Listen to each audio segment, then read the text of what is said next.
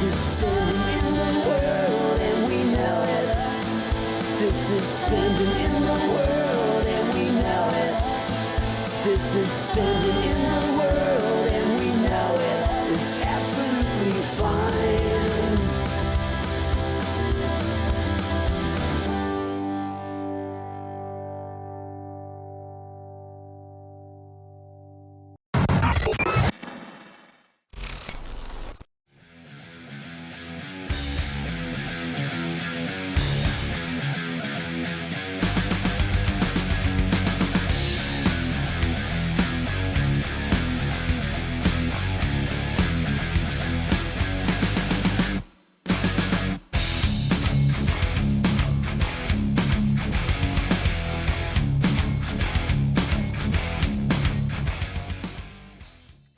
Hello, everyone. Welcome to our national outreach call. I'm Virginia with Real Progressives Leadership Team.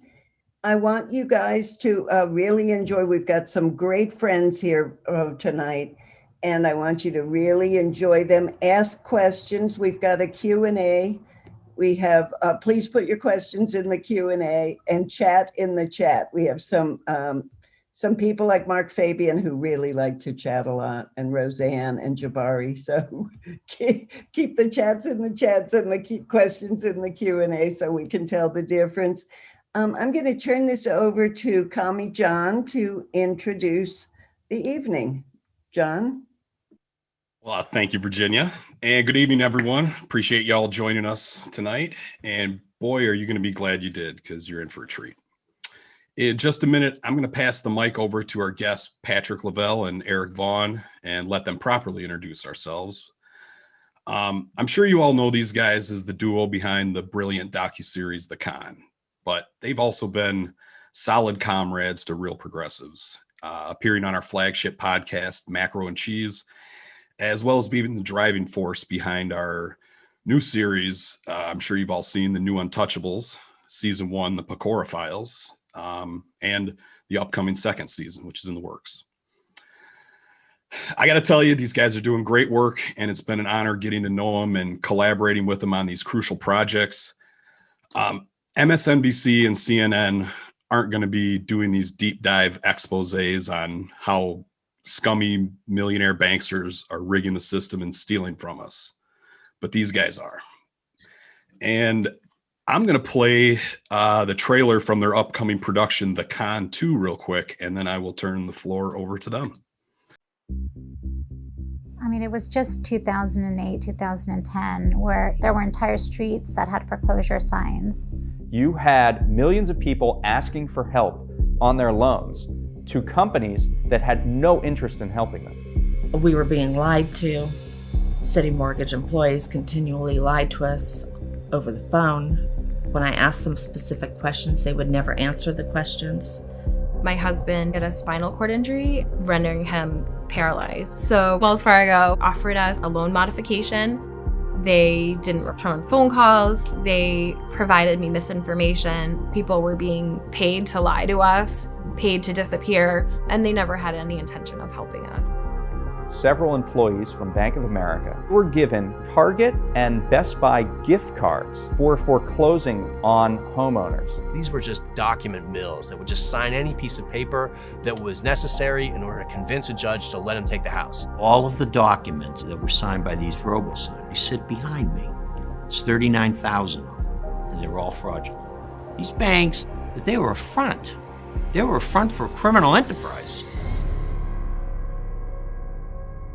Our whole regulatory system was a failure when it came to this issue. The jury was kept from seeing my aunt's exculpatory evidence. The evidence that was pro-Barbara got shut out. I heard from a former Chief Justice, you know that the outcome is dependent upon where the judge believes he's been placed in the revenue stream. Who does him the biggest financial favors? So in other words, you're saying that they're bought off. At the time that I was running, I challenged my opponent not to take money from any banks that got government bailout money. And I did get a call from Washington telling me to be careful because there were a lot of people who got that money who were in my party. Where people can get away with stuff, they will. And the best place to get away with stuff is have a big corporation that's traded on the stock exchange that gives a lot of money to lobbyists and politicians and make it so complicated that nobody can ever figure out what the fuck you did. And you win. If there is an alarm to be sounded in the aftermath of 2008, it is when you have too much wealth in too few hands, the rule of law begins to collapse. All the Americans who are still out of work, got low wages, huge student debts, underwater homes. All these problems are a direct result of the financial crash. The failure to rescue the American working and middle class in the Great Recession, that has set us on the trajectory to where we find ourselves today. It's the fight between Main Street and Wall Street, between the big banks and real people. I'm not supposed to win. Borrower's not supposed to win. That is this game, is if you've got the money, you can make the law or you can buy the law. No individual faced any accountability for any of this. I have a new definition for the perfect crime. Perfect crime is a crime that involves everybody. Do you know what the American people would do if those leaders of those banks were indicted? It would send a message loud and clear that the game's over. And we let them off the hook. We let them off the hook. The only way it's going to change is the same way it was affected, which was millions of people have finally fucking had it.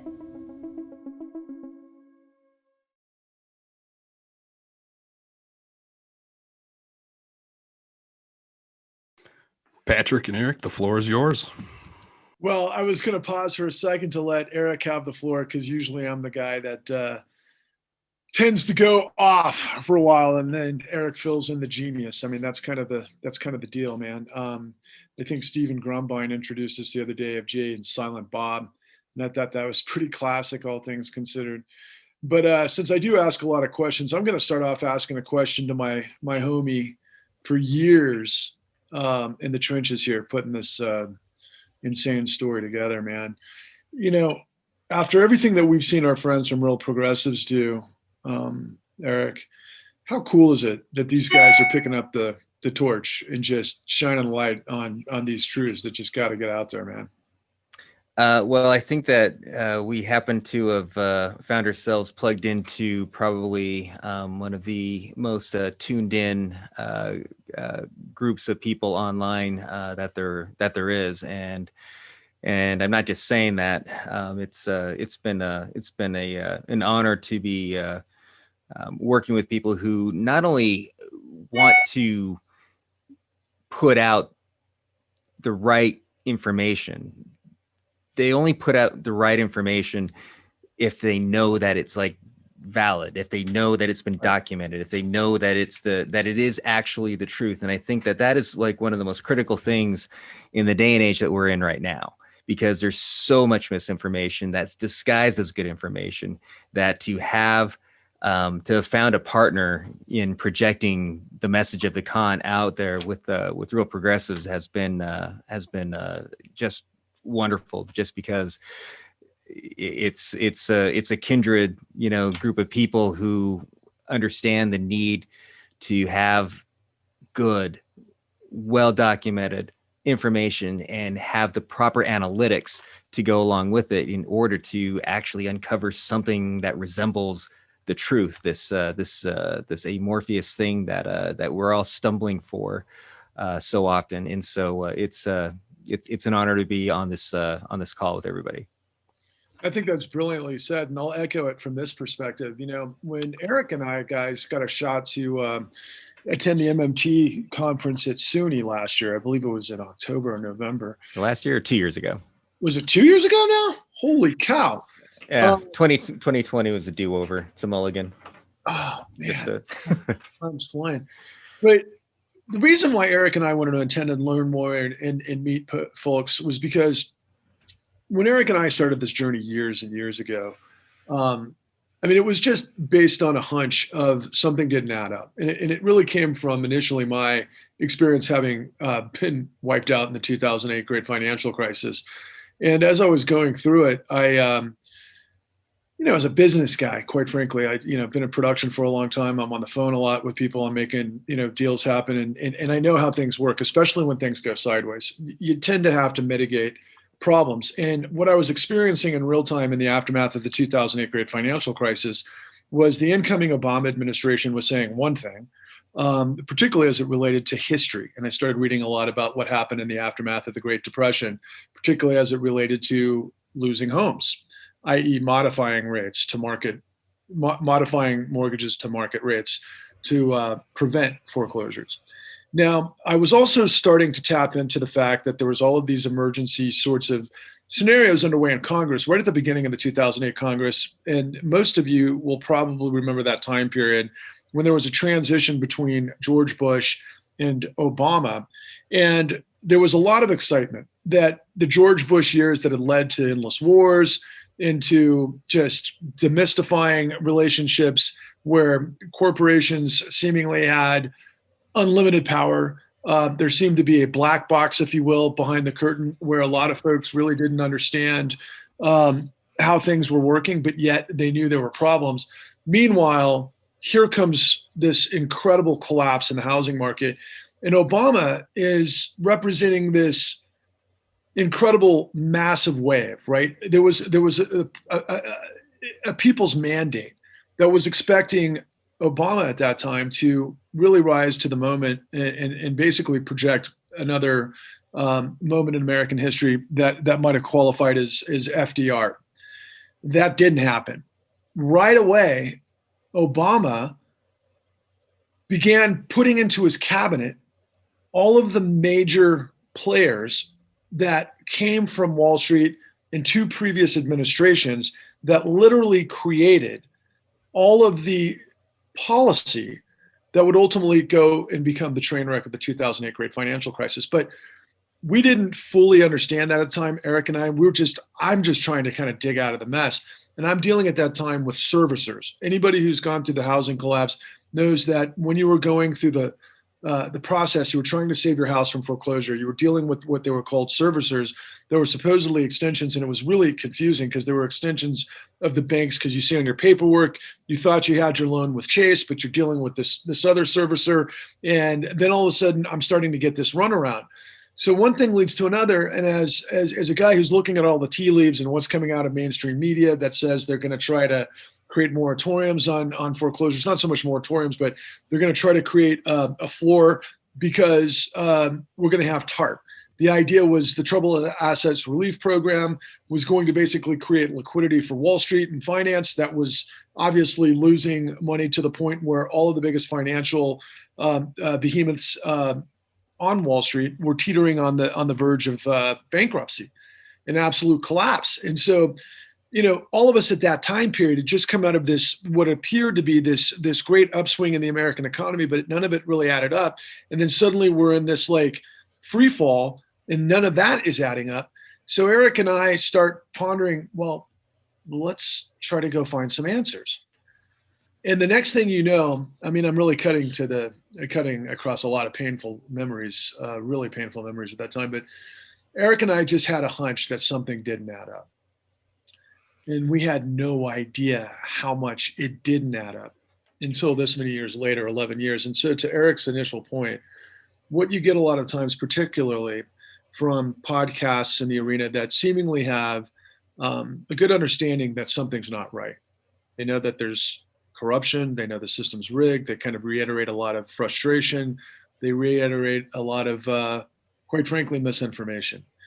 They have a lot of great guests on, but they're not telling the big picture and the big story. And one thing I've learned from the real progressives, particularly behind Steve Grumbine, is this incredible width of knowledge and just never ceasing curiosity. And to Eric's point, but with the ability to flush out bullshit. And so Eric and I had spent years and years working so hard to get this mammoth story right. And I'm going to stop here in just a second, and I want to turn it back over to Eric to try to help us get and navigate and understand what kind of process we went through. But ask yourselves this, real progressive nation, right? If something's not adding up, right? And you start to hear and everybody's like, hey, it didn't add up in 2008, something was wrong and nobody went to jail and everything's rigged and there's corruption. Okay, we all know that we have a Department of Justice. We all know that there's the FBI. We all know that there's the Securities and Exchange Commission. Not many of us know anything more than that in terms of regulatory agencies, but I think most of us assume that, well, wait a second, if there's such a mammoth problem and crime, isn't it up to government and, quite frankly, mainstream media, if you would think, long before we all got wised up to mainstream being bullshit. But the long and the short of it is, wouldn't they kind of figure this out? Wouldn't the New York Times figure this out? Wouldn't Congress figure this out? Wouldn't the Supreme Court figure this out? Wouldn't the Department of Justice figure this out? The answer is they should have. And instead, we, unfortunately, because they didn't, had to. And so it was a long process. I think one of the things that was critically important to me was that there's this notion that there's a lot of common knowledge out there. Like everybody has a sense that something's wrong. Everybody, I mean, you can say, oh, bankers are all criminals and stuff like that. And everybody will nod their head and say, yeah, they are. But not knowing exactly what the nature of that is, what the details are, and which bankers are the ones, it kind of blunts any ability to do something about it. And one of the things that I remember speaking with Patrick about quite early on in the process of making the con, as we were trying to really understand, the foreclosure crisis, the mortgage crisis, the great financial crisis, and basically everything that's happened right up to this day, was trying to get to the point of where we're no longer speaking in broad platitudes, but rather being very detailed and being able to say that, yeah, not only are bankers bad, but this particular one at this particular time did these things, and this is how they did it, and this is who it affected. That's a lot different information than just sort of being able to kind of agree when somebody says that, yeah, criminal bankers are bad. And kind of the guiding light to me to this creatively, when Patrick and I were talking about this, was the Spotlight article in I think it's Boston Globe. Boston Globe, where they uncovered the Catholic priest abuse crisis, because that was like a classic example where, growing up Catholic, there was always like, I mean, for the entire time that I was growing up, there's always like the little, jokes and, snickers, in the back about some, pedophile priest, somewhere. And it's like one of those things that's, it was common knowledge that, yeah, that happened. Nobody necessarily knew anybody that happened to, and so there's nothing to do about it. Well, the Spotlight article comes out, and all of a sudden there's names, there's dates, there's places, there's names of victims. They know it, they have the details that actually crystallize that common knowledge into what I term specific knowledge. And as soon as that specific knowledge was out there, broadly within the public, all of a sudden stuff started to happen. A lot of the people who were involved with the crisis were all of a sudden having to answer for it, and accountability, at least to some degree, was being demanded. And several lawsuits and whatever later, it's like, it's still an ongoing thing. It'd be incredibly premature to say that justice has been served, but at least something is happening.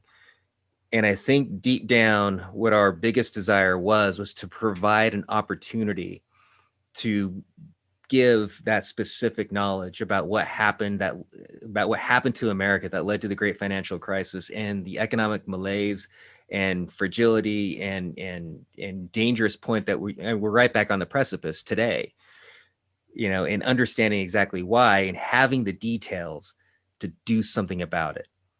I think that's the most important thing that I think people can get from both the con and the new Untouchables, which in a lot of ways goes into a slightly deeper dive than even the con does, because we're able to spend, that nice hour just having like an involved conversation with just, these handful of people, asking questions that were brought up in the con. So I think that the combination of those two works, the Con and the New Untouchables, really do a fantastic job of being able to drill down into really specific knowledge about our economy, about the overlapping frauds and corruption schemes that are ailing all of us. And I think that that's basically what we have right in front of us right now, and in ultimately what we're here to talk about. So, you touched upon something that I think is really relevant to somewhat of let's call it intuition by a lot of people when they talk about being gaslit, right? And what's not coming their way in terms of detailed information, and that leads to the sort of vagaries we opened up before. But the nature of specific detailed information, like you prefaced in Spotlight, I mean, this is what the entire point of the rule of law is in the judiciary. And marquee level professionals that know how to go out and get the facts. And I think my perception early on was, well, isn't that what the United States is? Hasn't that been the United States always?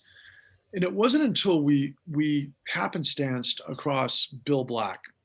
I remember I first watched him as an appearance on the Bill Moyers program on a Sunday morning. And I'd been tuning into Bill Moyers quite a bit at that time period because he was showing all the people that really seemed to get it in terms of the great the housing collapse, which I was in the midst of. And I was just trying to understand what I was actually going through. And I remember Bill Moyers had Matt Taibbi and Eve Smith and just a whole host of people that were really diving deep at that time. And then suddenly there was Bill Black. And Bill Black begins to describe control fraud. And I was like, oh, wait a second. So this isn't a natural phenomenon that people just got crazy greedy, that everybody bit off more than they chewed, that they could chew, that, it wasn't so much an intended scenario. I always thought it was kind of a natural disaster because that's the way it was playing out in mainstream media. And then of course, everybody starts finger blaming and you're lost in translation. And then suddenly here comes Bill Black. And it was like the heavens parted and the bolt of sunshine came down on my head where it was like, oh my God, this guy is speaking truth in a way that I have never heard it nowhere else. Go ahead. Right. No, I was just going to say that the beautiful thing about getting really good specific knowledge is that it removes all the shortcuts that we tend to take.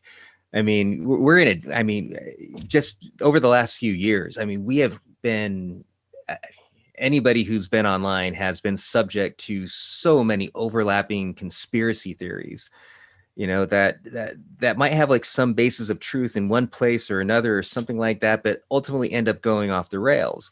And one of the main reasons why that is because what you know, and you have and you have a narrative that gets you to a certain point, but then there's like this huge gap between your lived experience and what you're seeing over here. And that gap is where the lack of detail and the lack of documentation and the lack of good analytics allows people to jump to unhinged conspiracy theories. And the sad thing about that is that if you dig deeper and you try a little bit harder, you can bridge that gap.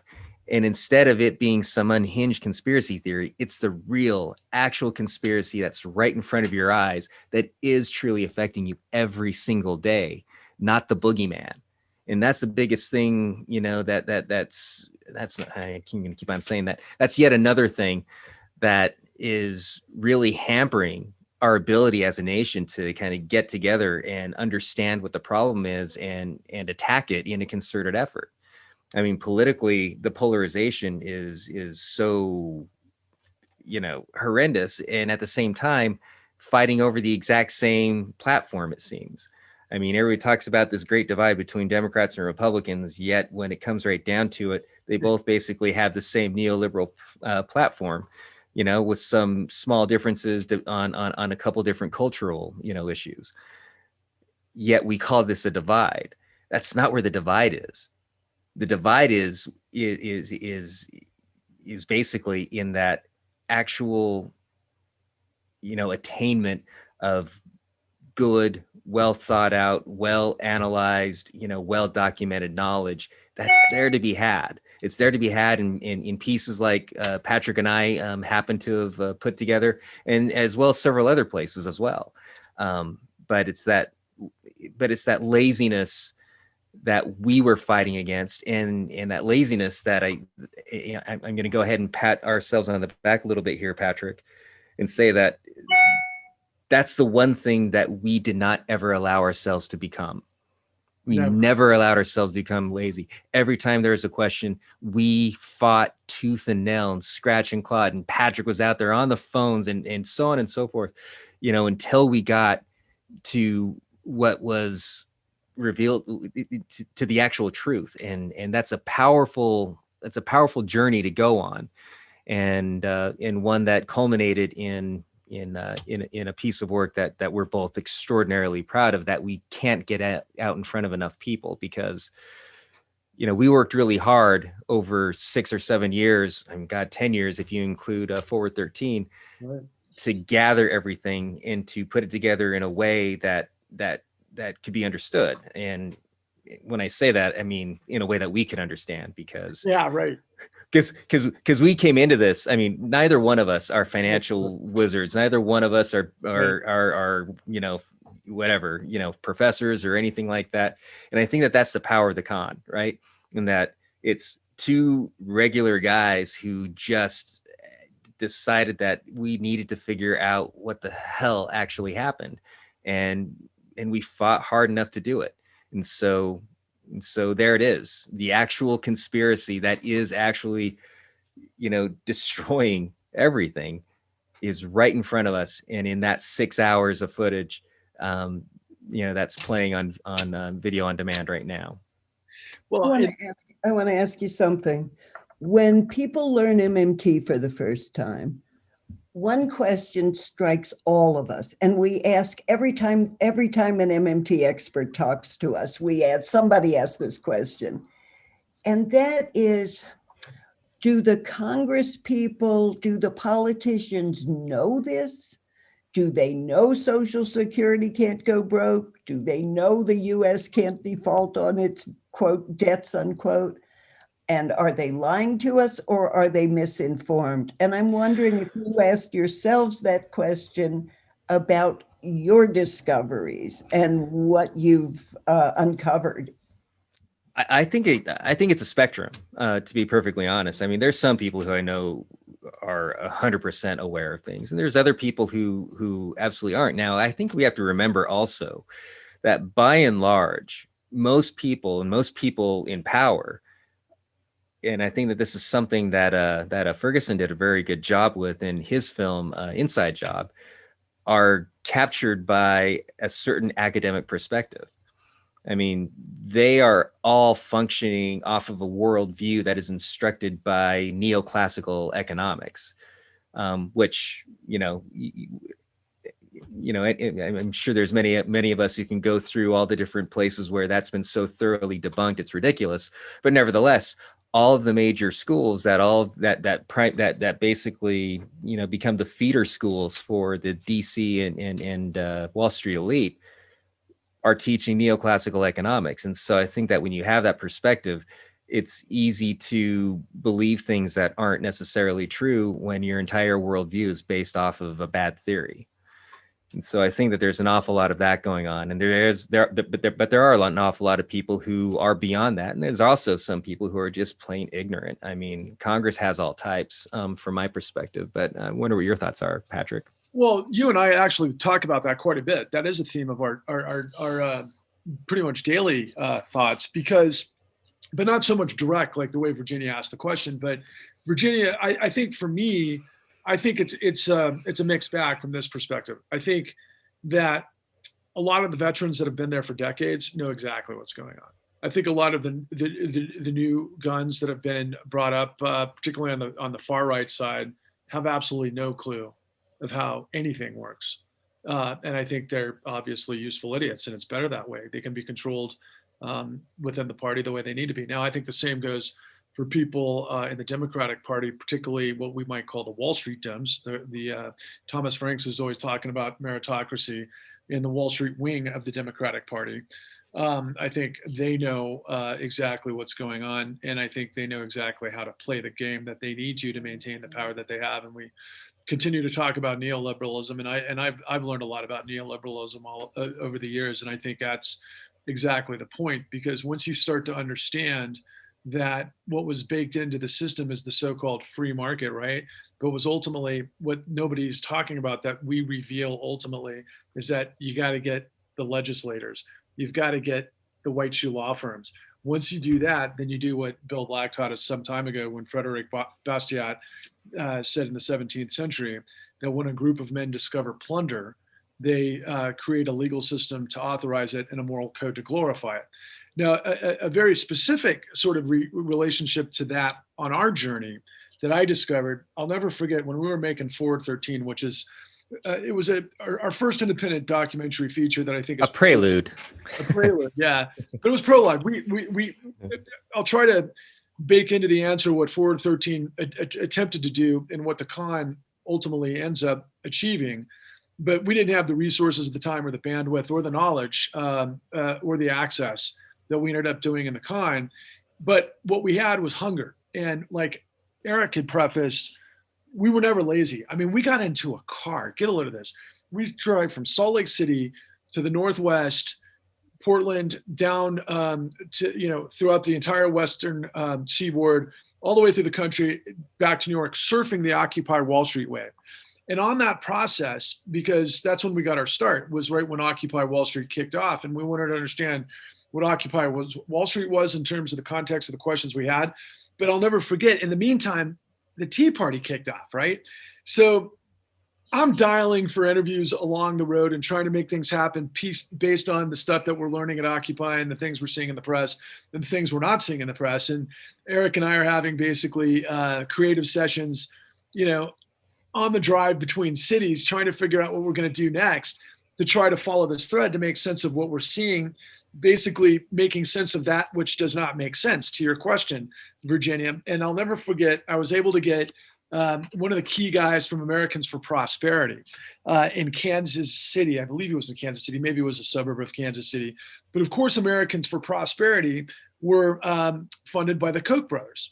And so we get this interview with this guy, and he's talking all of these talking points about how they would ultimately, to your point, Virginia, they would find young Republicans and get them to basically drink the Kool-Aid of the free market as dictated by the libertarian Kochs, the billionaire brothers that were deeply involved with fossil fuel around the world, whose father obviously worked with Stalin to build the Russians' oil infrastructure. And then they come back and they create their own empire. And, now they're the richest, some of the richest people in the world.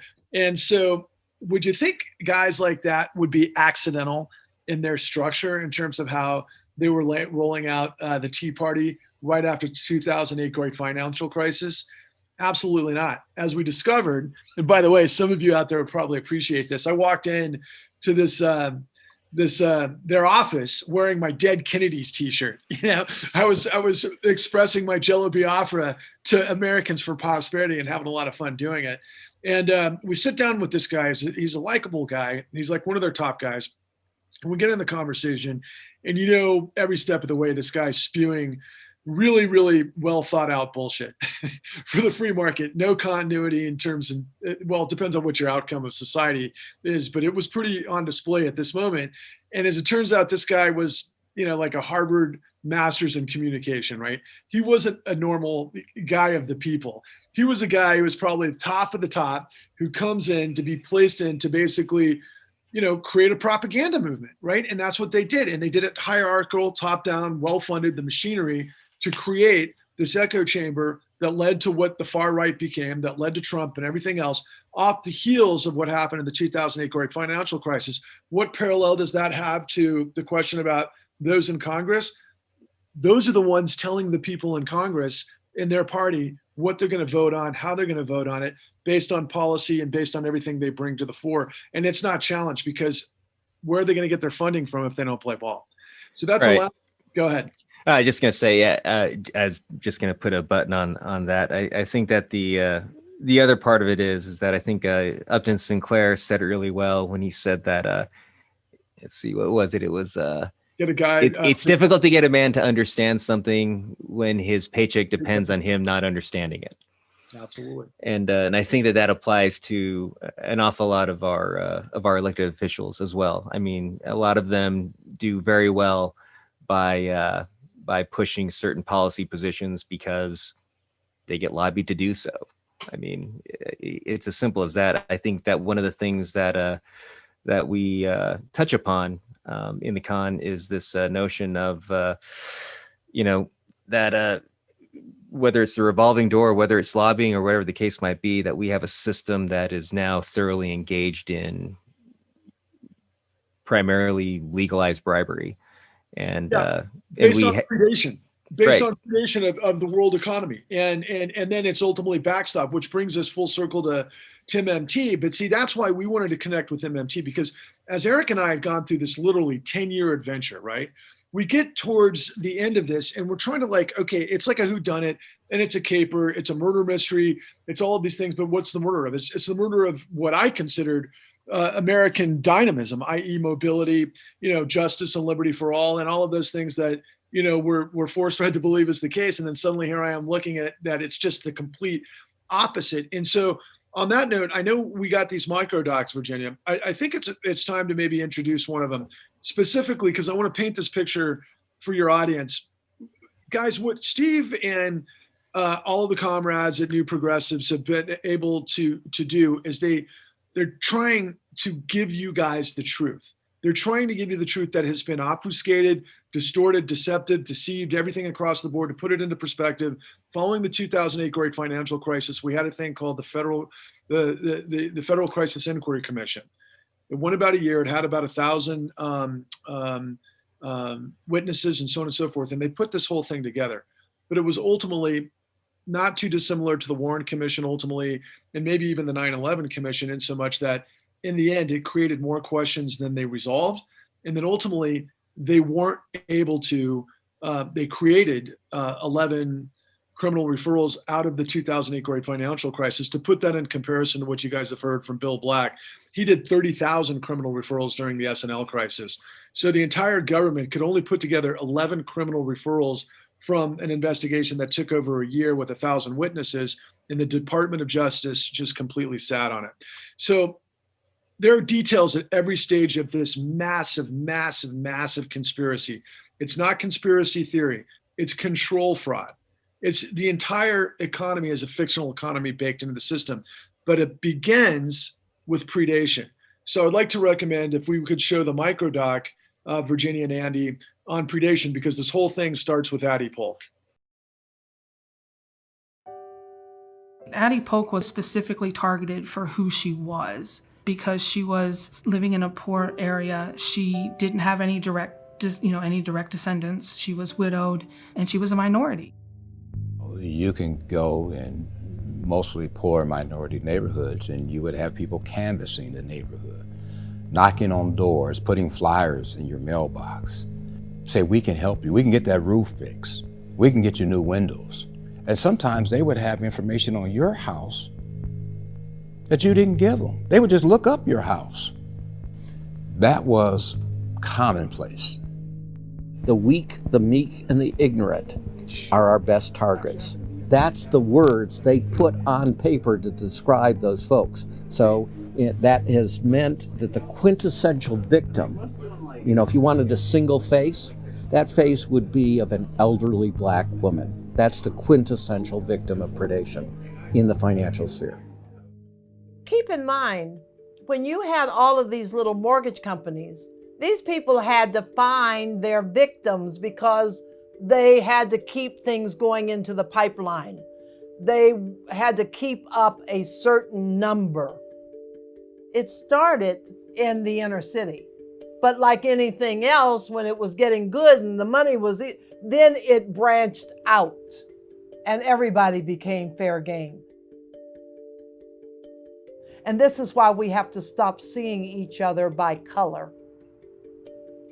Because if it starts over there, it's going to come over here sooner or later. And so as a result, it's now a national problem because everybody knows somebody who lost their home. The system said that poor and minorities are disposable. The system says that that was simply the cost of doing business. The mortgage company said after Addie shot herself, well, we'll forgive the loan. You should have never made the loan. You should have never made the loan. We'll forgive the loan, but she shot herself already. People can say all lives matter. I say Black lives matter, not because white lives don't matter, but because traditionally when something like this occurs, no one comes to help. Black lives matter, Addie Polk matters, and anyone else who has lost their home, who have lost their life, they matter. I hope, I pray that we can come to some sort of common ground that people need protection from those who are seeking to make profit. People need protection.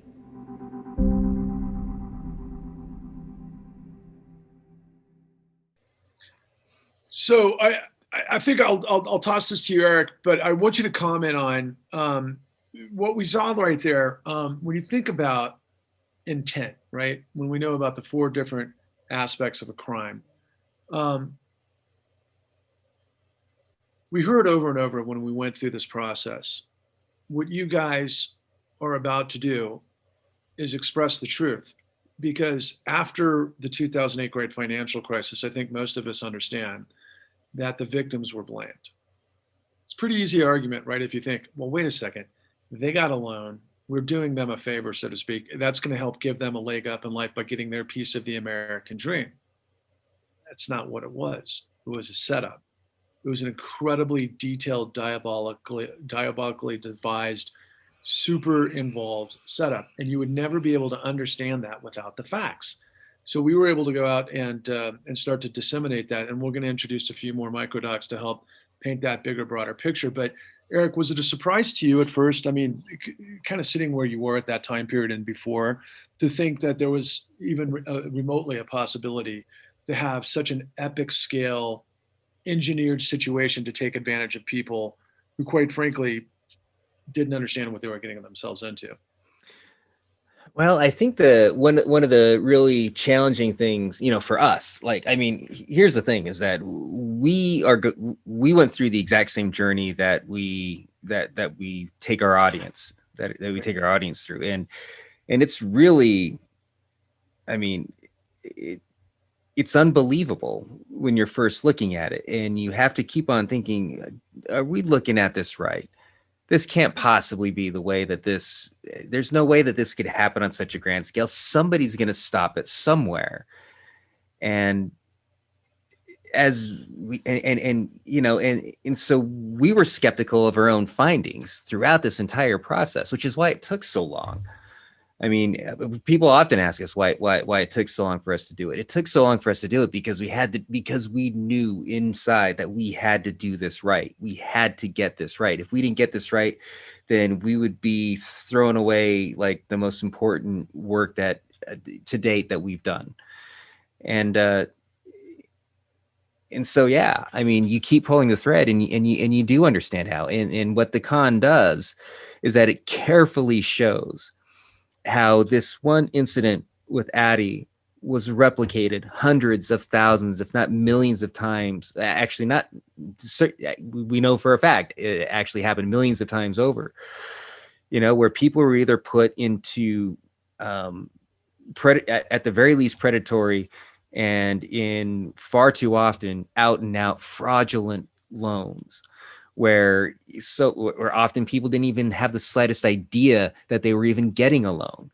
This was something that we have our FBI experts, during the documentary say that it was an epidemic of straw buying. There's an epidemic of fraudulent, loans being thrown out, tossed out there. And when you see that it was all done through an incentive structure that made it inevitable. All of a sudden, the disbelief goes away to, yeah, this is when you provide certain personality types the tools and the green light to act with impunity, this is what's going to happen. And if in those actions, a lot of people are going to make a lot of money, a lot of people, so many people are going to turn the other way. And one of the things that we discuss, especially as we start discussing some of our whistleblower stories, some of the stories of, great men like Michael Winston and Richard Bowen, and several others that are out there.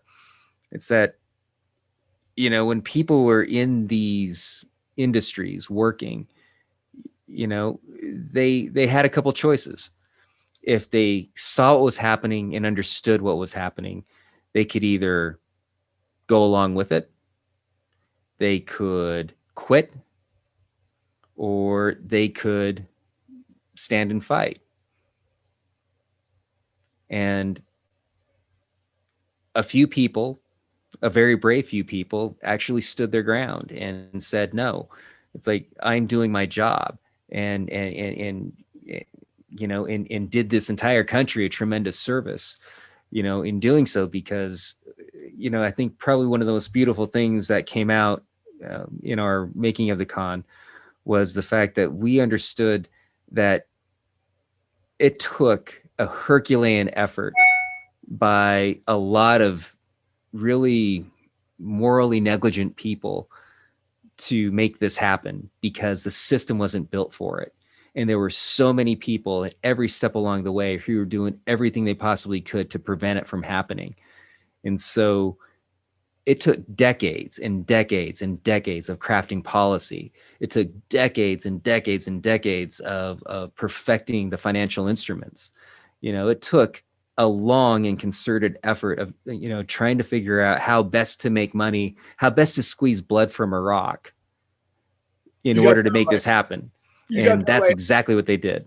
Go ahead. And for me, though, on that, because that's just where my head was, Eric, because, I was, of course, I'm born in the late 60s and 68, and I grow up at this time period where I see civil rights seemingly in my young mind start to flourish and, or at least move forward. And then, of course, you start to study history and you get in all of these, very contradictory scenarios and then horrifying situations when you get to know more details. But, I remember coming into this project thinking about redlining, right? I think a lot of us had understood redlining and African Americans being prevented from, getting their slice of the American dream under the circumstances of, like we saw with Addie and Robert Polk, where they actually worked in, factories and sacrificed their entire lives to do what we all consider is kind of the process.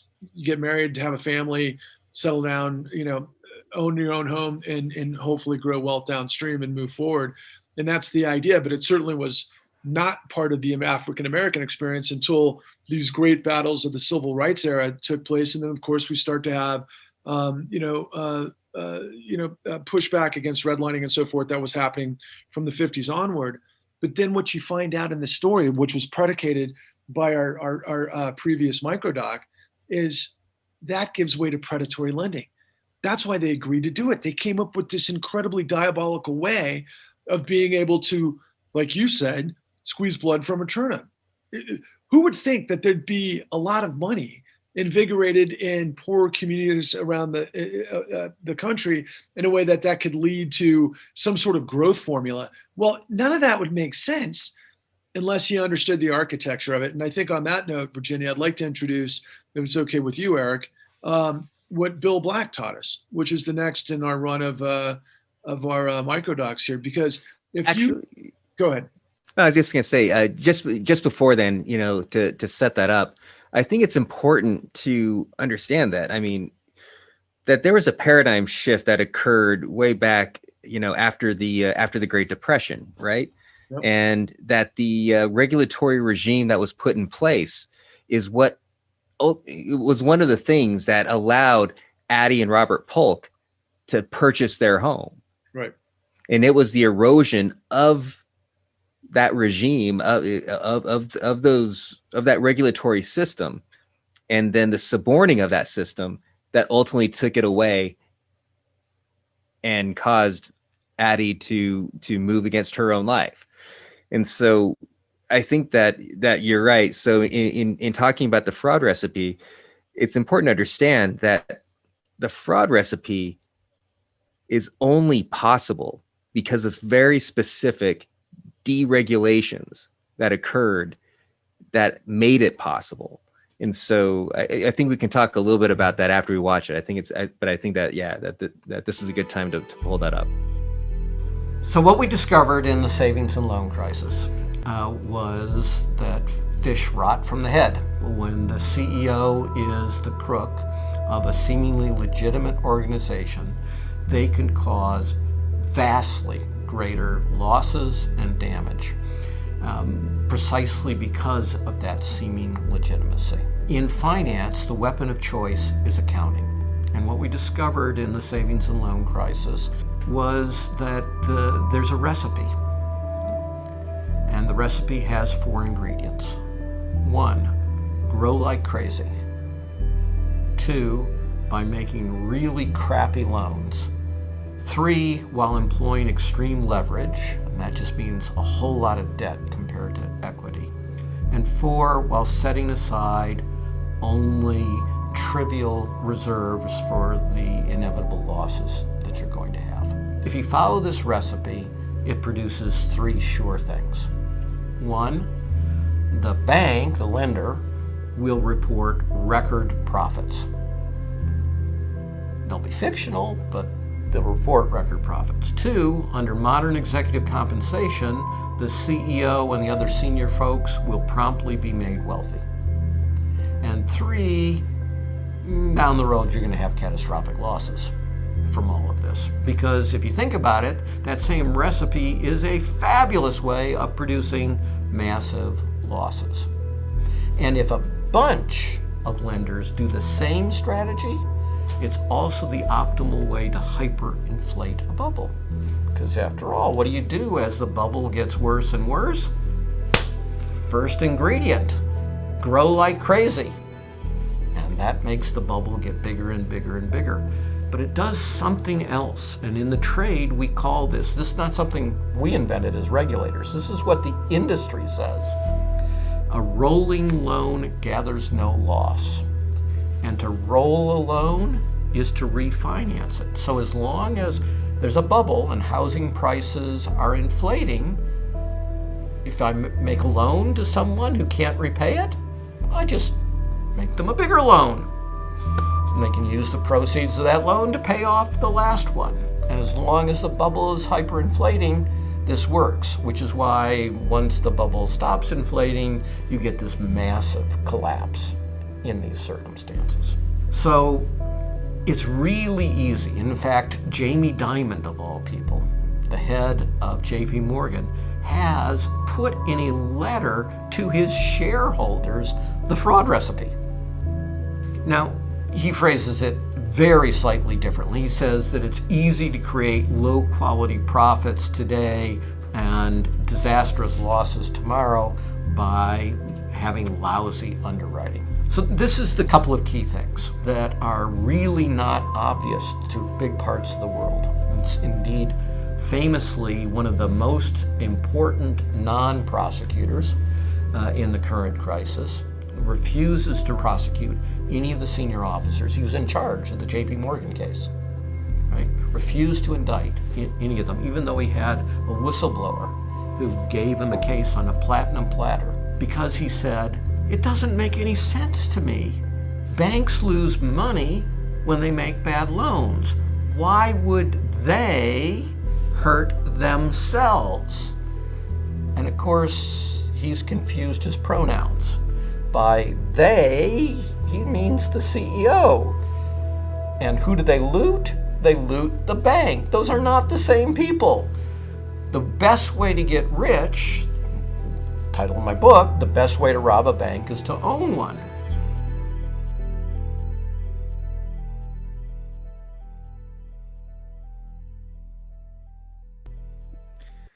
So I think one of the great things that that particular microdoc underscores is the fact that it's people who are ultimately pulling these levers. Once again, it's very easy to say, that banks are bad. Banks are just a tool. They're like fire. It's like, fire can either cook your dinner or it can burn down the town. Banks are similar to that. But bankers, on the other hand, are the ones who have the choice to either be something that's helpful to society or not. And what he shows there, Bill Blacken is just brilliantly, the way he's able to take such complex concepts and turn them into something that you can understand is just amazing. Is that, you're seeing the situation that created the loans that Addie Polk ended up having, right? Because the incentives were created by the banks to the non-bank lenders to put out to basically make as many bad loans as they possibly could. Why bad loans? Because bad loans, by definition, are higher interest rate. And it's not that they think that that Addie or any of these other people are ever going to pay back those loans, but that interest rate in the accounting process allows them to basically say that that is income. And then they're able to extract their bonuses based on that income. And that happens on the non-bank lender side, and that happens all the way up into the Wall Street banks. And so you have these massive incentives to put people into the worst loans possible, because the worse the loan, the more profitable it is. The more profitable that loan, the bigger your bonus. And when the bank collapses, it's like, well, whatever. It's like, I'm already out the door. I have my bonus. And you know what? We also know that the Fed is probably going to go ahead and bail them out anyway, so no harm done. And that ultimately, I guess, kind of in a nutshell, is what we mean when we say the con. The con, is of course short for confidence scam. And that's what this was. They preyed upon the confidence of the American people, the American home buyer, the American pensioner, the American, not just American, we're talking about worldwide investors, who were defrauded, who were criminally stolen from, because these people found this really great way to make a lot of money for themselves. And they knew that if worse came to worse, they're going to get bailed out, which kind of brings us back to MMT in a huge way, because ultimately what I think the big question is that with our sovereign currency, do we want to be doing stuff that is like, benefiting, everybody, or basically undergirding, I'll use your phrase right here, Patrick, because it's perfect, undergirding a criminal syndicate. My argument would be is that there are far better ways to spend money than to continually basically subsidize criminal behavior. Yeah, it was so shocking to me because I had heard, predatory lending bandied about, particularly from Elizabeth Warren back in that era, right? But I recall that there was never really any deep dive. And I think as a consumer, having actually, sorry, I'm always a citizen first, but as set up as a consumer in this diabolical pipeline of deception, was, my not being able to understand, like the question posed in that microdoc, why would they loan to somebody that they thought couldn't pay back, right? Now, all of us turned out that we couldn't pay back. I think that, I've heard people wrongly say there was about 6 million foreclosures. I know that 10 million is on the low end. I think it's substantially higher than that. I don't think we'll ever find the ultimate accurate numbers. I do trust Dennis Kelzer's Better Markets. They always pointed us in the right direction of 16 million filed foreclosures. That impacted 48 million people if you just do the demographics, right? But going back to this whole revelation of this thing was baked in, engineered in short term, based on perverse incentives that enabled through a whole variety of things that we introduced in the con, particularly high yield spread premium, that led brokers to find the likes of Addie Polk and then everyone up the food chain from there.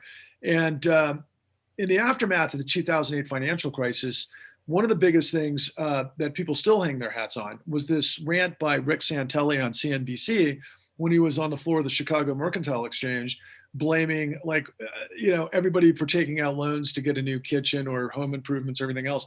The point was everybody was doing that because brokers were telling them that the appraised value on their house enabled to do that to them, and it was in their best interest. And ultimately, they were doing what they were informed to do, so that these guys could get high yield spread premiums and massive volumes of loans, because the mortgage-backed securities, as it turns out, is just one component of it. Downstream, we end up in the whole derivatives game, and that also came as a result of deregulation during the Clinton administration. I'm kind of bouncing around here, but to get to the ultimate point of what Eric just made, as it really put off some huge flags in our mind as it relates to MMT, was we ultimately found out that the bailouts for the 2008 great financial crisis wasn't the TARP funds that came out of Congress in 2008-9, which was $750 billion. It was to the tune of $29 trillion. And I know that some of the MMT... Spoiler alert. Yeah, right.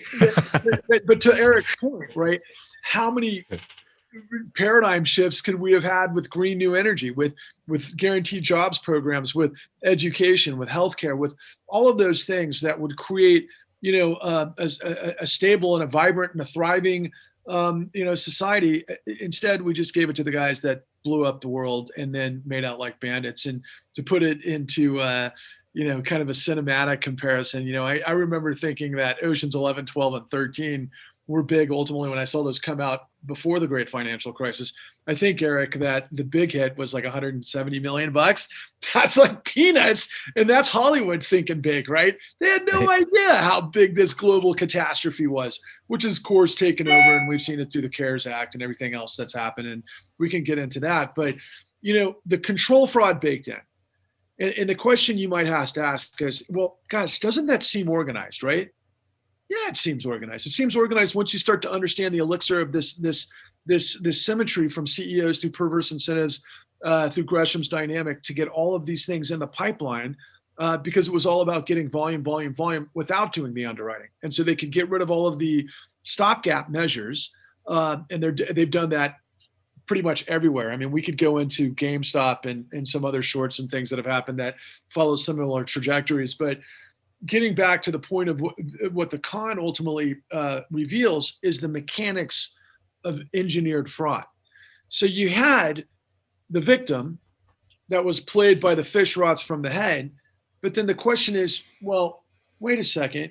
If you've got an FBI, a DOJ, an SEC, and so on and so forth. And by the way, I will point out that, and I'm sure many of you guys out there know this, the Securities and Exchange Commission was created in the aftermath of the Great Depression for the specific purpose of preventing illegal reps and warranties to be sold into securities. So when people offer prospectus, of course, you guys all know in the market that it's got to meet its reps and warranties conditions. And if it doesn't, it's a felony. It's beyond, you could take down the entire company by illegal reps and warranties. That's just one of many crimes that were baked into the 2008 great financial crisis. Go ahead. I was just going to say, not to whatever, I'm sure most everybody here is completely aware, but just in case, by reps and warranties, it means sort of like the guarantees that the banks make as far as like what constitutes that investment. Like in the case of mortgage-backed securities, that all of them had to be of a certain grade of loan, that they would have that they were all like at the very least that there's like a 20%, whatever. Yeah. That all of that sort of thing. And so they have to guarantee to their investors that this set of parameters are true so that the investor can make, a thoughtful, decision as to whether to invest into a certain thing. And if that bank lies about that, then that is a felony. Right. And Straight up felony. Let's think about who they're selling it to also though, right? Okay. So we've got, regular investors, but we also have countries. But I think really interesting and probably horrifying to many that are in this audience were the pensions. So the teachers unions, the steel workers, across the board, the guys that were buying these mortgage-backed securities were point people that were assigned, quite frankly, in many cases, managers of those specific pensions that were buying these stuffed to the gills with stuff that the investment banks knew were going to blow up. And I'm going to I may as well mention it now. Go ahead. Oh, no, nothing. I was just going to say that that's something that we detail, very well in the con for anybody who hasn't seen it. Right. It goes from the Addie Polks of the world that are victims of predatory lending because of the nature of control fraud to target and predate, to create volume, to pack as much as they could, regardless of what they thought. They knew exactly what they were putting into these mortgage-backed securities to blow up, that they then turn into collateralized debt obligations and other derivatives that ended up becoming, to put it into perspective, right. When Brooksley Born was trying to take this down in 1998, the global derivatives market shocked the general counsel under Brooksley Born. It was $13 trillion in 1998. By the time we got to the 2008 great financial crisis, it was $600 trillion in derivatives trades, notional value. And then ultimately, I think right now it's like, I don't even want to say the term that I think that I've been told it is. But the bottom line is I'm 1.2 quadrillion. Quadrillion. I'm setting this up to then launch the next microdoc, because all of this stuff, guys, President Obama came out and said what Wall Street did was unethical, but it wasn't illegal. Now, if you're a Bill Black level genius, investigator / attorney that could take this whole thing down, you could probably get into some quandaries with somebody that's a top level defense attorney working for, let's just say Robert Rubin, but you can prove it too, right? And the point is, we all cut to the chase in these conversations, right? We know the system is rigged, we know the system is corrupt, and we also know nobody went to jail. But nobody knows how the system was rigged and how it was corrupted and who didn't go to jail because who covered it up. And so in this next microdoc that I would offer, Eric, and everybody else, is to look at the revolving door that constitutes what the power is. We're always talking about neoliberalism also. You can't get there until you get regulatory capture of the legislature. So I propose that we watch the revolving door one, guys. The American Lawyer did an unbelievable article a couple of years ago. They put in FOIA requests, Freedom of Information requests to the SEC to get documents in connection with the SEC's $550 million settlement with Goldman Sachs. At the time, huge headlines, very controversial. SEC bragging about how incredibly tough they were at Goldman Sachs. Well, 2 years later, a very enterprising, diligent, terrific reporter for the American Lawyer sends in the FOIA request and gets the emails. Well, lo and behold, there was a wink and a nod between the SEC and Goldman Sachs. Well, Goldman Sachs announced on this one deal called Abacus, they were settling this one deal for $550 million. Huge amount of money for one deal. Boy, we made those Goldman guys pay, the SEC bragged. Well, come to find out, the SEC was really settling all of the Goldman deals. And there were, I can't remember, 10, 11, 12 of them. So they were really settling on average for 40 or 50 million bucks a deal. Well, if you look at the numbers, it appears that Goldman Sachs made a lot more than that on every one of those deals. But the SEC and Goldman don't want the American people knowing that. So what they announced and what they did appeared to be directly opposite of what they in fact did, with the sole purpose of deceiving the American people. The same thing happened in the SEC settlement with Citigroup, which was a case that got a lot of attention before Judge Rakoff in the Southern District of New York. Better Markets sought to intervene in that case, did an extensive investigation and amount of work. We filed court papers showing a massive amount of evidence that suggested widespread illegal conduct at Citigroup in connection not just with this one CDO, collateralized debt obligation, a structured product. People often think of them as a derivative. They were settling this one case for $265 million. Citigroup at the time was in 2007, the #1 worldwide placement agent for CDOs. They had more than 10% of the market. Their liability was massive. Their illegal conduct appears to have been massive as well. The one CDO that they were settling with the SEC for was brilliantly designed to fail as quick as possible and put Citigroup in the money as quick as possible. It was about as clear a transfer of wealth from ripped off investors directly into Citigroup as you could find. We detailed that in court filings. And yet the SEC settled with them, Citigroup, biggest bank in the world, at the core of causing and spreading the financial crash. $265 million. Extinguished all of their civil liability for all of their activities. And we attached, actually, in our court papers, a statement made by one of the Citigroup people inadvertently saying, oh yeah, this settlement takes care of everything. We're like, oh, but we're saying in court and elsewhere, no, we're just doing this one CDO deal.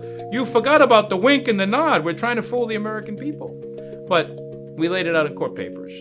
There is evidence like that all over the place that the Department of Justice and the SEC turned a blind eye to.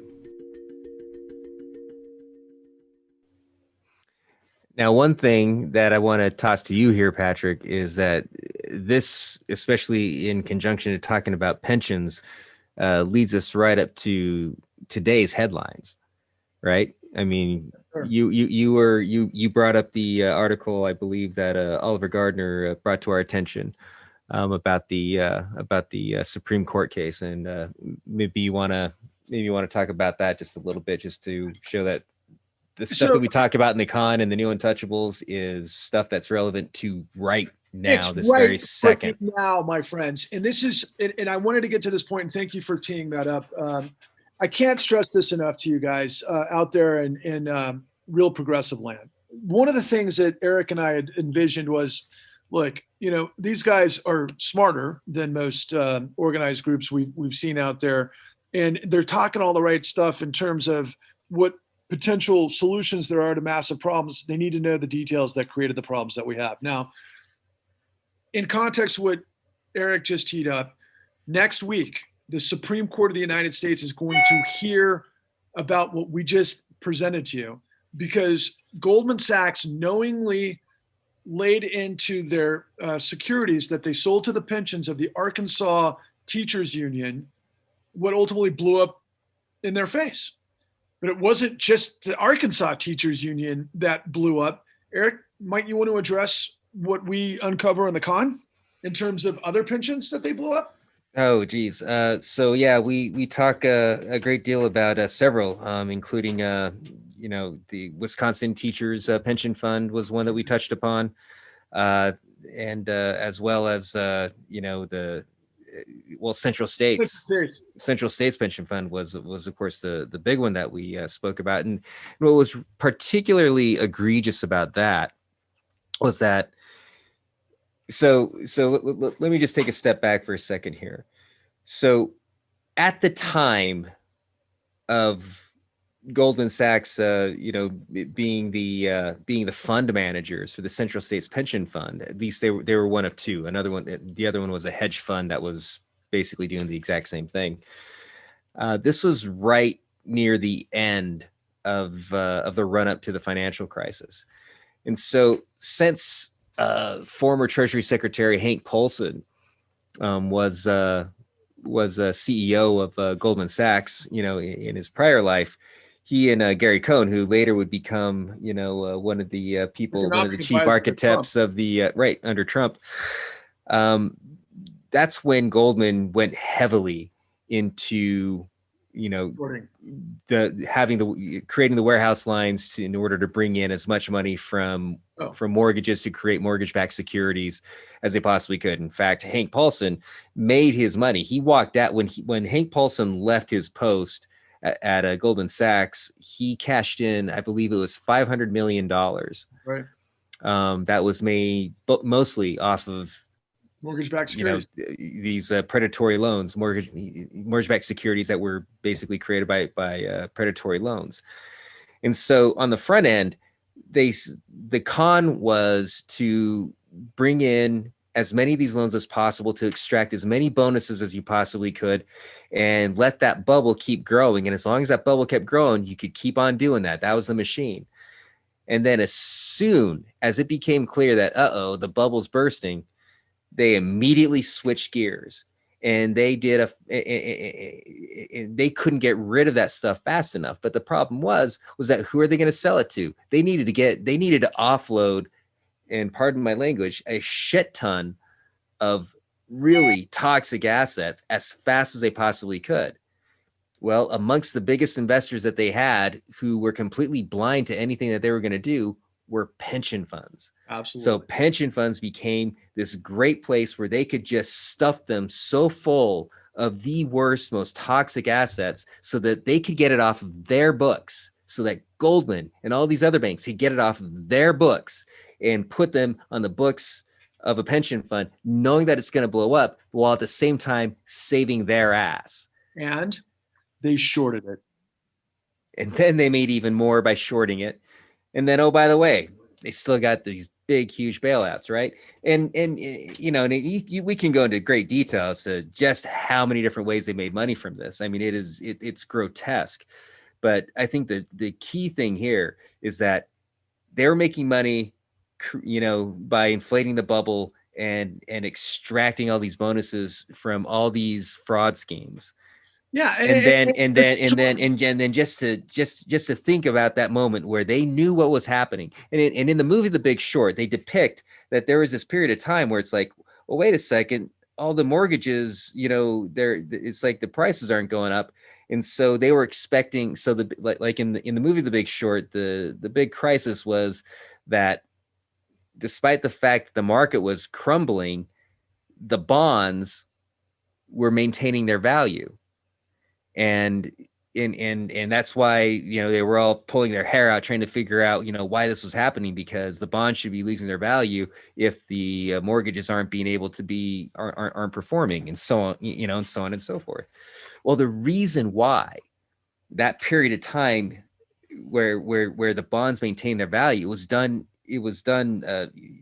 artificially, and it basically gave the banks the bankers at the banks the opportunity to basically switch gears and figure out where and how to stuff all these toxic assets into places that it would get off their books in order to ensure their own survival. So as we hear a lot of the stuff that comes out of, I'll just say John, for example. I mean, he knows who the bad guys are, but did he know the detail of what the bad guys were doing before all of this stuff, right?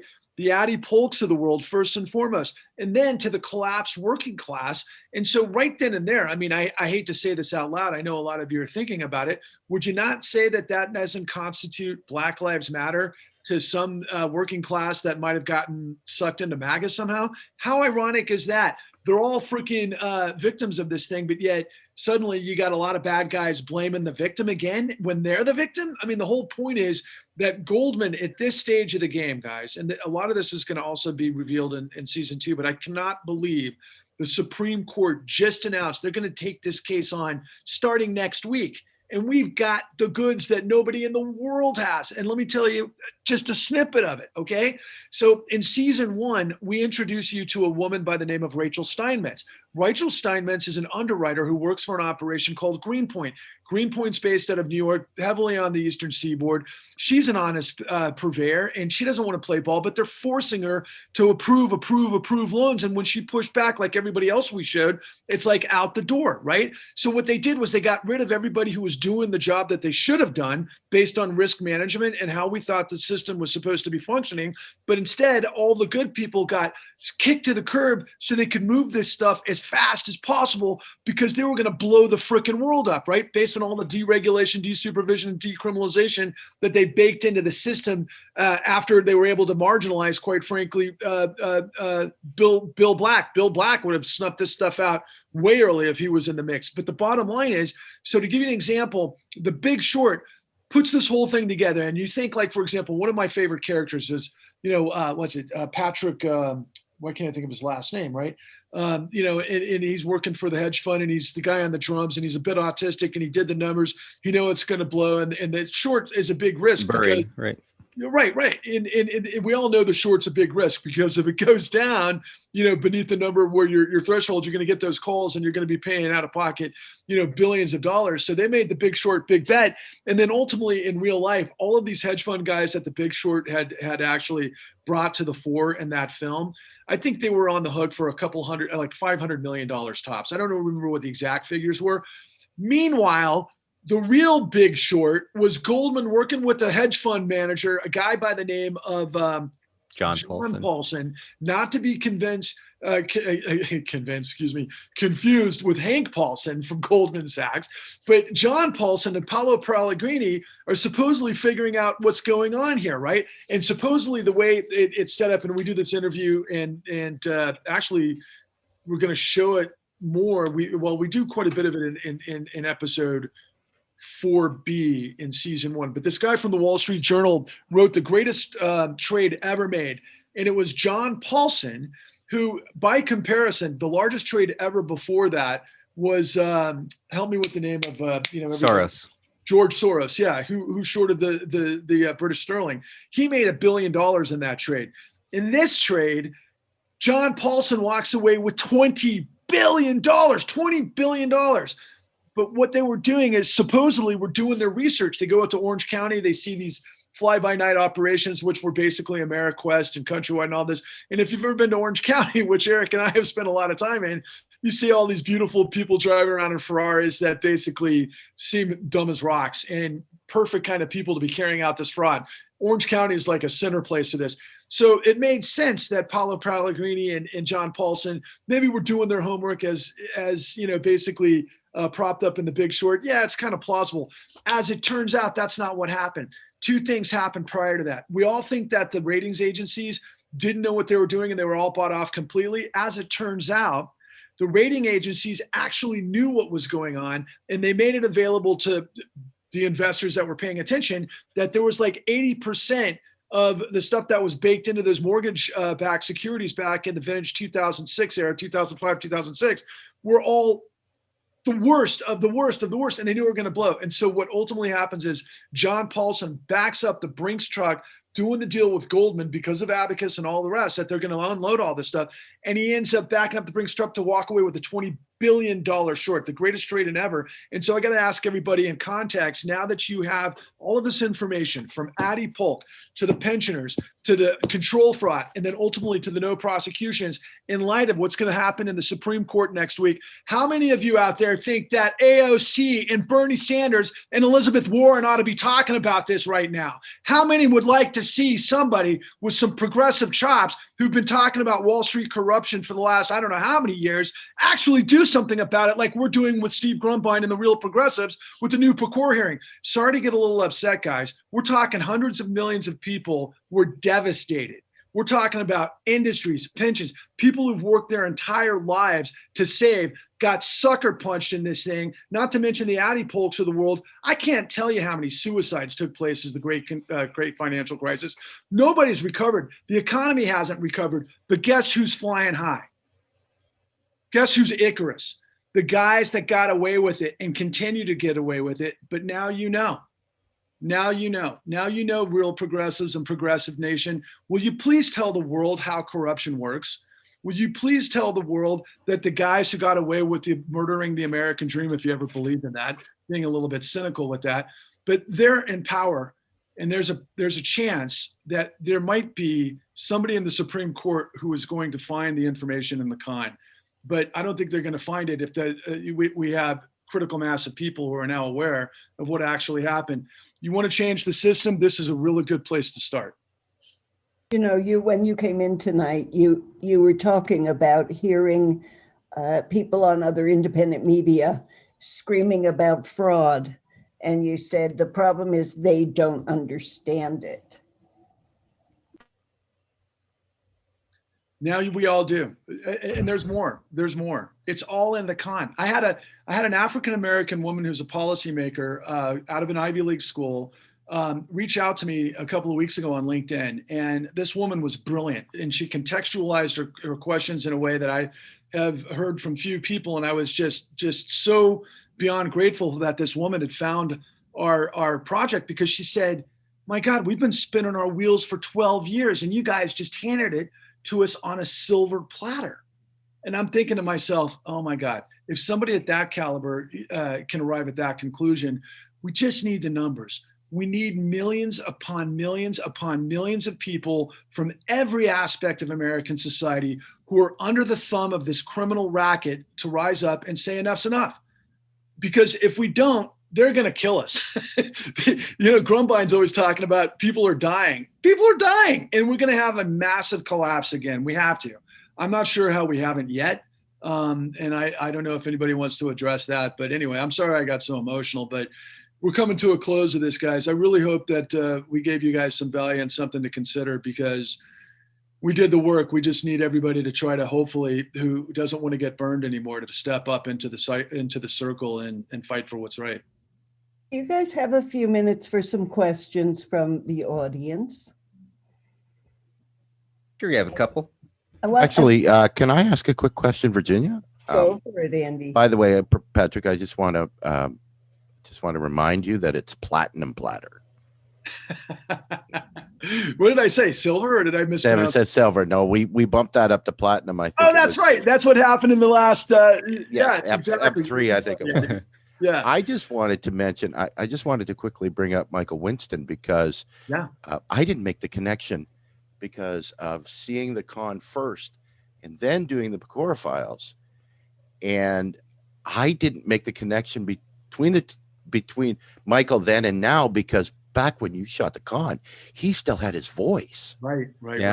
And so that time that had passed, and how did he say 7 or 8 throat surgeries? I want to say it's in the 20s, to be honest with you, since that time period. He has a laryngeal cancer, and there's some very suspicious stuff behind that. I don't want to get into it. And I mean, it looks pretty ugly. But the bottom line is the guy has sacrificed his life to get the truth to the people.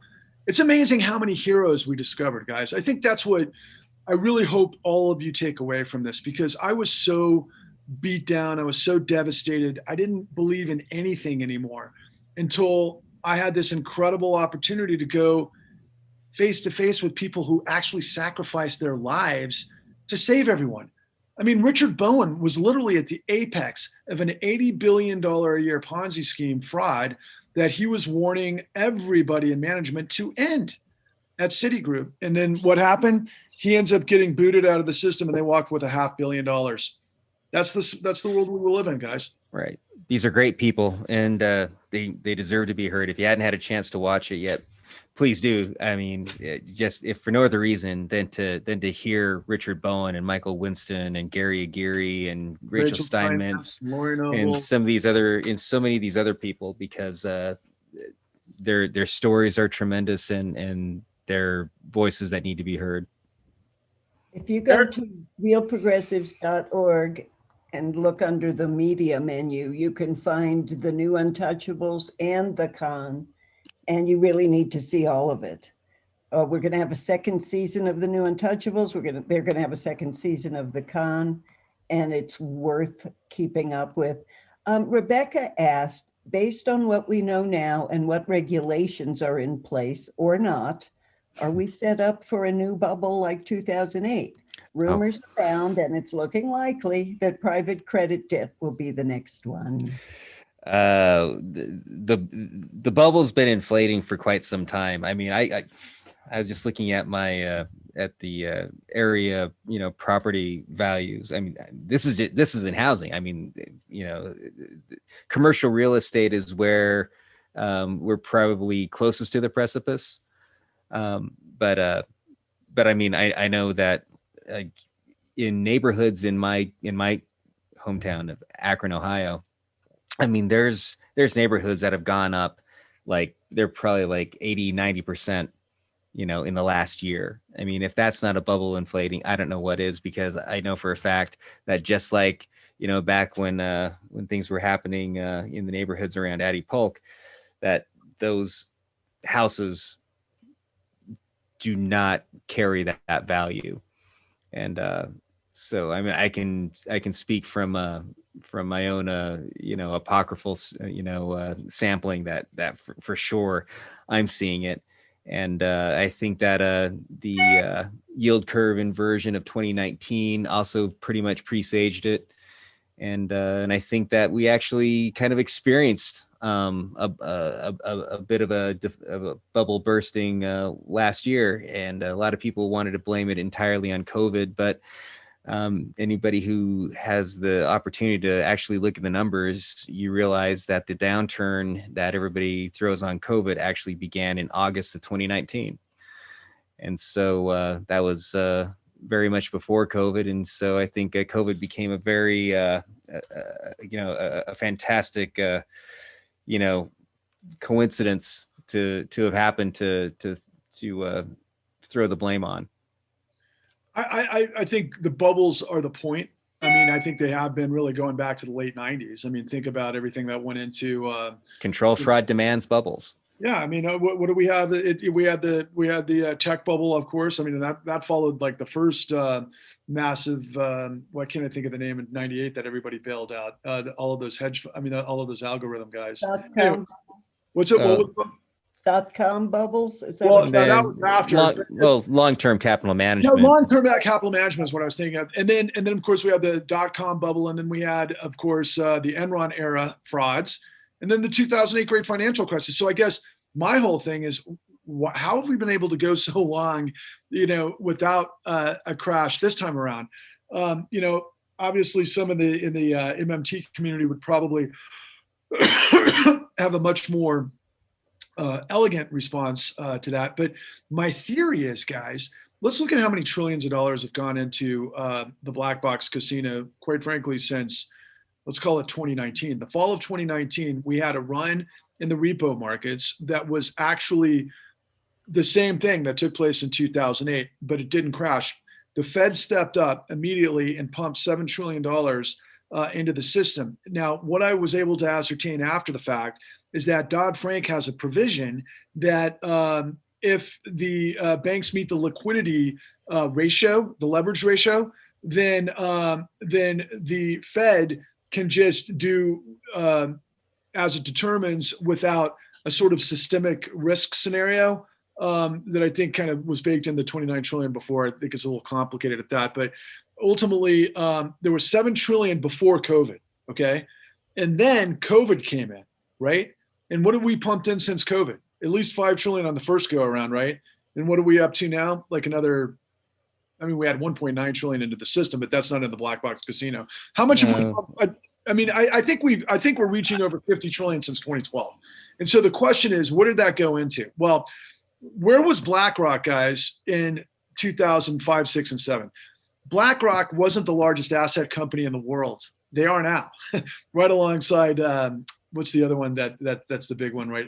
I guess it's not the other one that's Vanguard is who I'm trying to think of. But Vanguard doesn't play the ball that BlackRock and Blackstone do. So we hear all the time, for example, on Real Progressives and others like Michael Hudson talk about the FIRE economy, which is finance, insurance, and real estate. And that's assets. And that's the economy of the top 10%, not to mention the stock buybacks and everything that's kind of hyperinflated the stock market when the rest of the economy has completely seized up.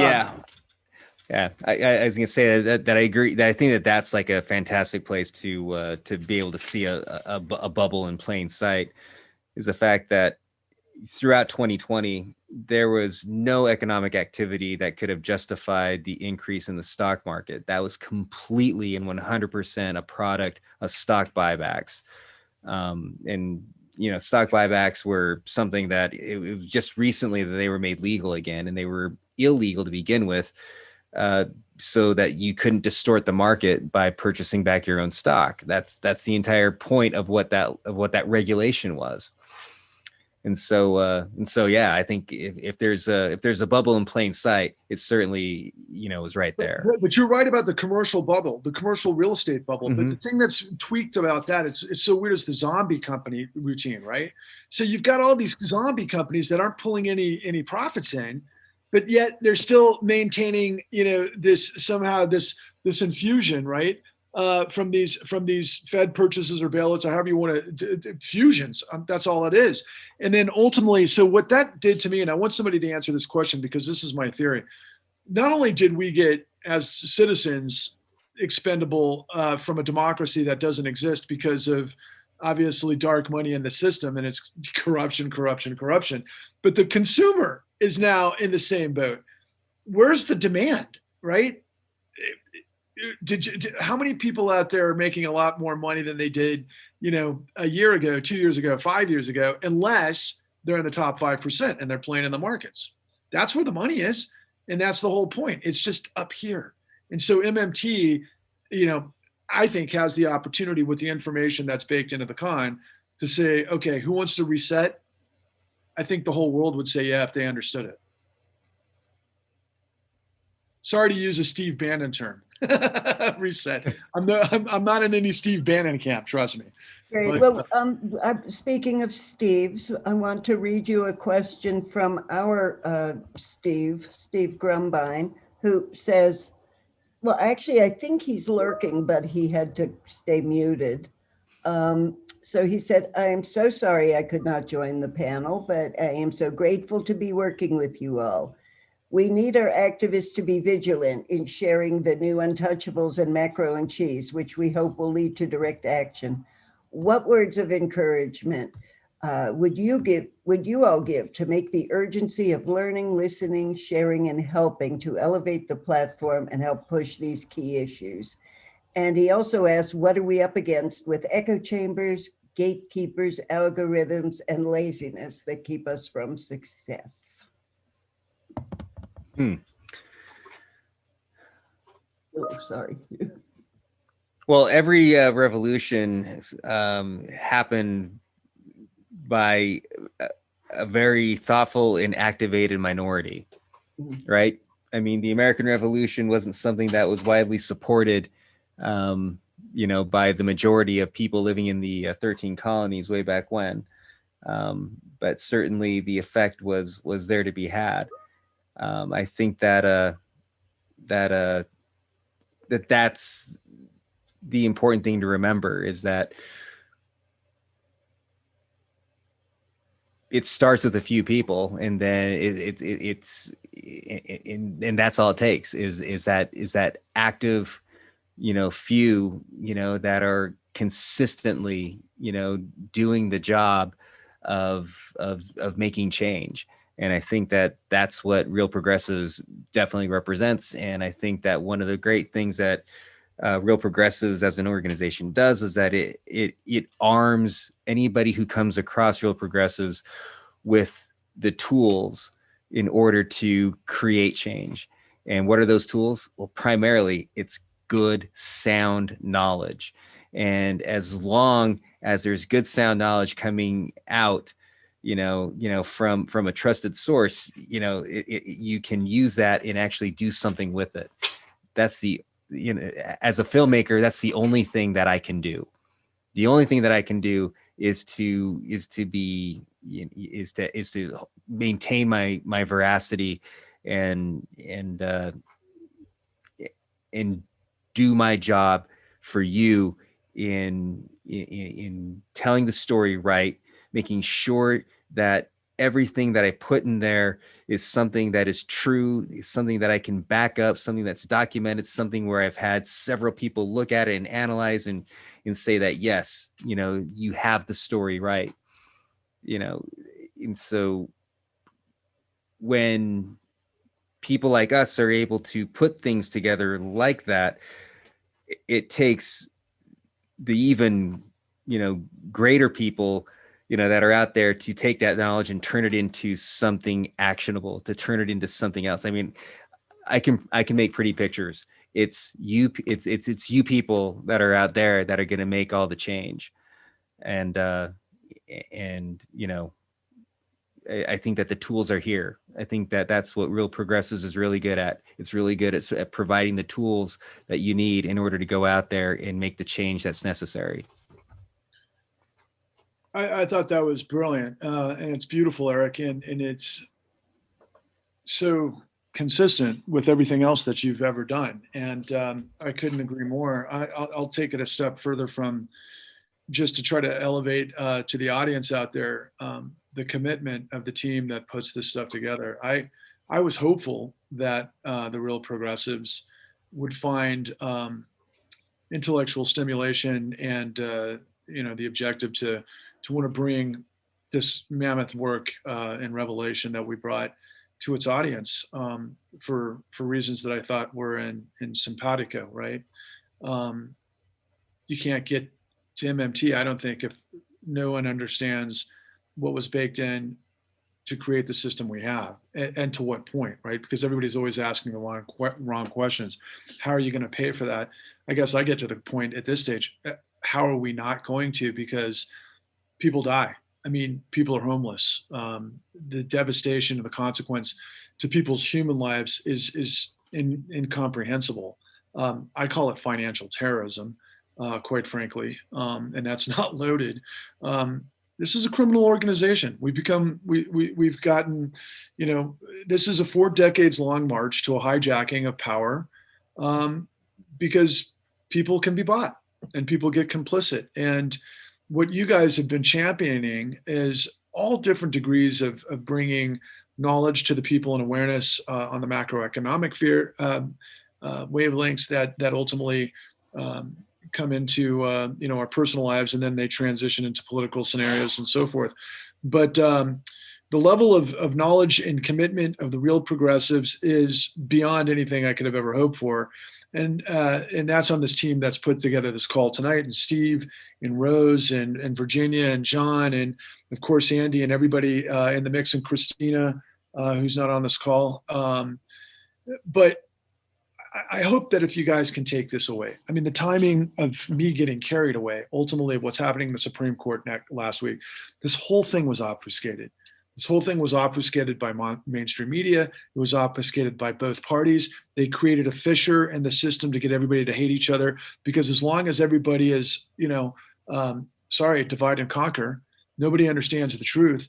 You can't have a stable, dynamic society if you don't have the integrity of the law. I mean, it's like a ship without, a ship with holes in it. It's sinking. And it's been sinking for a very long time, and we're all going down, including the guys up top, but they don't really care, right? Like I hear from Chris Hedges and everything else, they've created their own like little oasis behind the gates and so on and so forth. And are all rich people bad? No, of course not. There's a lot of great rich people, but the problem is the system. And if the system can't be held to account, it brings us full circle to why we started this. I asked myself at the very beginning, I'm not expendable. And chances are you're not either. And of course, Eric and our other partner in this project asked the question, well, how did we go from being of, by, and for the people to of, by, and for the corporation? Now, I know a lot of you guys are out there cynical and jaded, and as you should be. American history is littered with problems, but we're all flawed, and you got to get through it one step at a time, right? Nothing's ever perfect. But let me tell you, we've gone so off the deep end on corruption, so off the deep end on a maniacal, sociopathic regime that could literally plow people like Addie Polk into loans that would ultimately lead to the type of demise that she had, as well as millions upon millions of pensioners that just wanted to live an honest life, a hardworking life. They put their time and their commitment. And we've met with people who have such incredible arthritis from being steel workers that they can't move their hands. We met with the woman, Rita Lewis, whose husband worked for decades being as honest and honorable as he could. He fought in the Vietnam War. He comes back. He serves his country. He serves his community. All of those types of grandiose sort of, American pride and self-worth and reliance and all those kind of things, only to be completely decimated. He ended up dying as a result of this. And those are just two of millions upon millions of examples. So please understand what we have in the con. Get organized. Take this information to those that you have nodes to, whether it's AOC and whomever, they're not talking about this stuff. They don't want to acknowledge it. They want to move on. And by doing that, they just enable this insane problem. And the only way it's going to stop, I believe, is if you guys are armed with the truth and then you're willing to go the next level. Well, your passion and enthusiasm is so inspiring. I just want to tell the people who are here that this evening when Patrick and Eric came on and I wanted to tell them the plan for the evening, Patrick said, no, wait. First, I have to tell you what just happened. And he started talking about the Supreme Court. You are always that way. You're always excited and you always have information to share. And I think that's really inspiring. We believe in weaponizing knowledge, one mind at a time. And that's certainly what you guys are doing. Thank you. Thank you. I apologize that we couldn't get to all the questions tonight, folks, but Patrick and Eric just talk too much. What can I tell you? I've never been accused of that. No, never heard that before, have you? No, not Eric, me, but we had some fun tonight, guys. Thanks for the opportunity. We wish you all the best. This was wonderful. Thank you so much. Cool. Thanks a lot, guys. Be well, everybody.